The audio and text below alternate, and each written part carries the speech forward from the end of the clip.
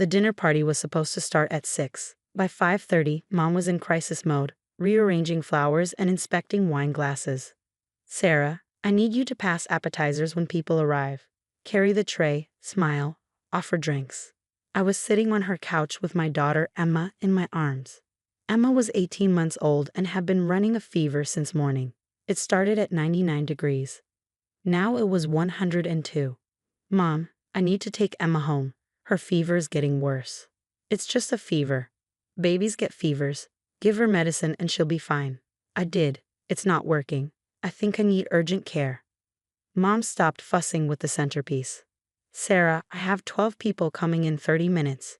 I need your help. Take her to the doctor tomorrow if she's still sick. She's sick now. She's burning up. Put a cold washcloth on her forehead. She's fine. My friends are coming over, important people, and I need this evening to be perfect. Emma whimpered in my arms, her little body radiating heat. Her cheeks were flushed red, her eyes glazed. She'd barely eaten all day, hadn't wanted her bottle, just clung to me and cried. Mom, I really think. Stop. I don't want to hear it. I've been planning this dinner for 3 weeks. You agreed to help. Now either help me or leave. But if you leave, don't bother coming back for a while. I'm tired of you always making everything about you and your problems. I felt something crack inside my chest. Emma wasn't a problem. She was a sick baby who needed medical attention. But Mom had a way of making you doubt yourself, making you feel selfish for having needs. Just for an hour, Mom said, her voice softening into what she probably thought was reasonable. Help me get through the dinner service, then you can leave. 1 hour. Surely you can manage that for your mother.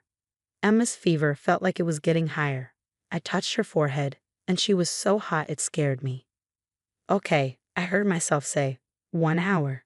The guests started arriving at 6, Mom's book club friends, women wearing expensive jewelry. They cooed over Emma for 30 seconds before losing interest. Sarah will put her down upstairs, Mom announced. Sarah, guest room, then come help serve. I carried Emma upstairs. The room was cold, the air conditioning too high. Emma shivered despite her fever. I wrapped her in a blanket and laid her on the bed. Mama will be right back, I whispered. She started crying when I walked toward the door, not her normal cry, but weak and pathetic. I went back downstairs. Mom handed me a tray of bruschetta. Start with these, and smile. I circulated through the living room. Emma's crying got louder. One of the guests noticed. Is that a baby crying? Mom laughed. Oh, Sarah's daughter is fussy tonight. Sarah, could you check on her? Quietly? I went upstairs. Emma had thrown up on the blanket. Her fever had climbed even higher. I touched her. She was scorching, her little body shaking. This wasn't a normal fever. This was dangerous. I picked her up and brought her downstairs. Mom's face went tight when she saw me enter the dining room. Sarah, what are you doing? She threw up. Her fever is really high. I need to take her to the hospital. The hospital? Don't be ridiculous. It's just a stomach bug. Mom, she's burning up. This isn't normal. Sarah, stop embarrassing me. Mom's voice was low, controlled, but with an edge that could cut glass. My guests don't want to hear about vomit and fevers. Take her back upstairs, clean her up, and let the adults finish their dinner. I stood there, holding my sick baby, while 12 women stared at me. Some looked sympathetic. Others looked annoyed, like I was ruining their evening with my sick child's needs. I'm taking her to the emergency room, I said. If you walk out that door, you're being incredibly selfish. I asked for one evening, one simple evening of help, and you can't even give me that. You always have to make everything a crisis. Emma was limp in my arms now, her crying reduced to weak whimpers. I looked at my mother, this woman who cared more about appearances than her own grandchild's health, and something broke free inside me. I'm leaving. Fine, leave, but don't expect me to forgive this. Don't expect to come crawling back when you need help with babysitting or money or anything else. You made your choice. I walked out. At the emergency room, they took Emma immediately. Her temperature was 104.7. She had a severe ear infection that had gone septic. They started IV antibiotics and admitted her overnight for observation. The ER doctor, an older woman with kind eyes, sat down with me at 2 a.m. while Emma slept hooked up to monitors. You did the right thing bringing her in. Another few hours and this could have been much more serious. Fevers this high in babies can cause seizures, even brain damage. You got her here in time. I started crying then, all the fear and anger and guilt pouring out. I'd waited too long. I'd served appetizers and cleared plates while my baby got sicker. I'd let my mother convince me that her dinner party mattered more than my daughter's health. I should have brought her in earlier, I sobbed. You brought her when you needed to. That's what matters. But it did matter. Those 2 hours mattered. Emma could have had a seizure, could have suffered permanent damage, because I was too afraid to stand up to my mother. Emma recovered. The antibiotics worked, her fever broke, and we went home after 2 days. But something in me had changed. I saw clearly what I'd been too afraid to admit. My mother would never put anyone's needs above her own appearance, not mine, not her grandchild's, not anyone's. I didn't call her. She didn't call me. 3 weeks later, she sent a text. I'd assume you're done with your tantrum. Lunch at the club Saturday if you want to apologize. I blocked her number. That was 6 years ago. 6 years of birthdays and holidays without grandma. 6 years of Emma growing from a toddler to a 7-year-old who barely remembered her grandmother existed. 6 years of building a life where I didn't second-guess every decision because someone was telling me I was overdramatic. I remarried. Daniel was kind, steady, the opposite of my mother's chaos. We had another baby, Lucas, now 3. Emma excelled in school. Lucas was happy and healthy. We had friends, routines, peace. Then yesterday my aunt called. Your mother wants to see you. She's asking about the grandchildren. No. Sarah, she's 70 now. She's alone. Your father passed last year. She has no one. I'd gone to Dad's funeral, sat in the back, and left before the reception. I hadn't spoken to Mom. She made her choices. She's your mother, and she's getting older. Don't you think the children deserve to know their grandmother? The grandmother who called my sick baby embarrassing? Who told me I was selfish for taking her to the emergency room? People change. She's different now, softer. She talks about you and Emma constantly. She has pictures of Emma on her phone from your old Facebook page. She doesn't have pictures of Lucas because I blocked her everywhere. Please, Sarah, just think about it. She's asking to see them. Just a short visit. She's old and alone and sorry. Did she say she's sorry? Silence. She's implied it. That's not the same thing. But the conversation planted a seed. Not guilt, exactly. More like curiosity. What did my mother want? What would she say after 6 years? I talked to Daniel that evening. He listened, then said what he always said. It's your decision. I'll support whatever you choose. But I won't let her hurt you or the kids. So I called my aunt back. 1 visit. Public place. 1 hour. She doesn't get their phone numbers or addresses. This is it. We met at a park the following Saturday. I brought Emma and Lucas. Mom was waiting on a bench, and I barely recognized her. She'd aged dramatically, thinner, grayer, smaller somehow. She stood when she saw us, her hands clasped in front of her, like she didn't know what to do with them. Sarah, her voice cracked. You came. 1 hour. That's what you get. She looked at Emma, who hung back behind me, suspicious of this stranger. You're so big now, so beautiful. You look just like your mother did at that age. Emma said nothing. She didn't know this woman, had no memories of her. Then Mom saw Lucas. Her eyes filled with tears. I have a grandson. I didn't know. No one told me. You would have known if you hadn't prioritized a dinner party over your grandchild's health 6 years ago. Sarah, she stopped, took a breath, seemed to steady herself. I was wrong. That night. I was so wrong. What night?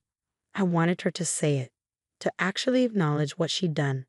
The dinner party. When Emma was sick, I should have helped you get her to the hospital. I should have canceled the whole thing. I was wrong. It was the first time in my life I'd heard her admit fault without qualifying it, without making excuses. She had a 104.7 fever, a septic ear infection. She was admitted for 2 days. The doctor said if I'd waited longer, she could have had seizures. Brain damage. Mom's face crumpled. I didn't know it was that serious.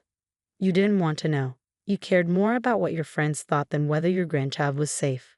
I did. I was vain and selfish, and I lost 6 years with you because of it. I lost watching Emma grow up. I lost meeting Lucas. I lost everything that matters. Emma tugged on my sleeve. Mommy, can we go play on the swings? I nodded. Both kids ran off toward the playground. Mom watched them go, tears streaming down her face. I live alone now, she said quietly. The house is too big, too quiet.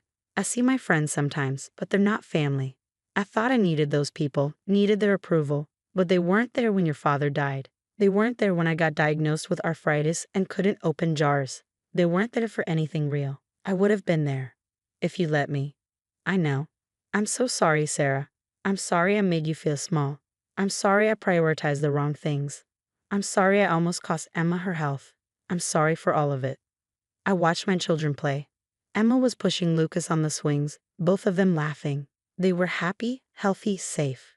I'd built that for them, by removing toxic influence from their lives. I don't know if I can let you back in, I said. I don't know if that's safe for them.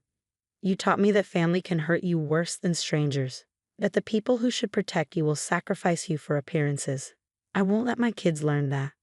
I understand. I wouldn't trust me either. Then why am I here? Because I wanted you to see that I know what I lost. I wanted to tell you that you were right and I was wrong. I wanted to say I'm sorry, even if it doesn't change anything. She wiped her eyes, and I wanted to see them, just once. To know they exist, that they're beautiful, and that you're a wonderful mother despite having such a terrible example. We sat in silence for a while, watching Emma and Lucas play. I'm not ready for visits, I finally said. I'm not ready to bring them to your house or have you come to mine, but maybe we could do this again, same park, same arrangement. Once a month, and we'll see. Really? Hope flickered in her eyes. On conditions, you acknowledge what you did was wrong. You don't make excuses. You don't guilt trip me or them. You don't get to complain about being lonely or play the victim. And if you ever prioritize anything over their well-being, we're done. Forever. I accept. All of it. Thank you, Sarah. The hour ended. I called the kids back. Emma waved politely to the stranger on the bench. Lucas ignored her completely, more interested in the rocks he collected. As we walked to the car, Emma asked, "Is that really Grandma?" "Yes, she looks sad. She is sad." "Why?" "Because she made bad choices and lost the people she loved. And now she's trying to fix it, but some things can't be completely fixed. They just become different." Emma thought about this. Are we going to see her again? Maybe. Once a month, if she keeps being sorry. Okay. That evening, after the kids were in bed, Daniel asked how it went. She apologized. Actually apologized. Without excuses. How do you feel? I don't know. Angry still. But maybe less. She's old and alone because she chose appearances over people. That's her karma. But I'm not going to let my kids suffer from her mistakes or mine. So monthly park visits? For now, supervised, controlled, and if she slips back into her old patterns, we're gone. He nodded. You're doing the right thing. Whatever you decide is the right thing. I thought about Emma at 18 months, burning with fever while I served bruschetta. I thought about the ER doctor's words. Another few hours could have been much worse. I thought about 6 years of peace, of building a life without criticism and manipulation. My mother begged to see her grandchildren because she finally understood what she'd lost. But understanding didn't erase what she'd done. Apologies didn't rewind time. I'd give her 1 hour a month in a public park. Let her see them grow up from a distance. Let her know they existed, were loved, and were safe. But I'd never give her the power to hurt them the way she'd hurt me. Never let her teach them that appearances matter more than health, that social events trump safety, that family means tolerating abuse. She could be sorry from a distance, and maybe, over time, that distance would shrink. Or maybe it wouldn't. Either way, my children would grow up knowing they came first. Always.